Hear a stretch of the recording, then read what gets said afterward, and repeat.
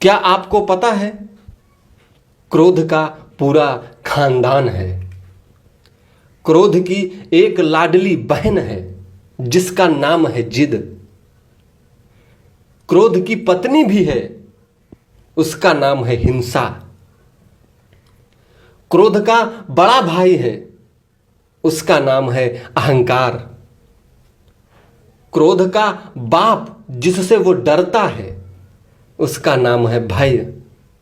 क्रोध की बेटियां हैं निंदा और चुगली। क्रोध का बेटा है बैर। इस खानदान की नक चढ़ी बहू है ईर्षा।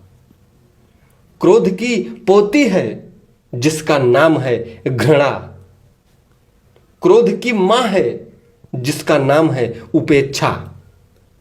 और क्रोध का दादा है जिसका नाम है द्वेष।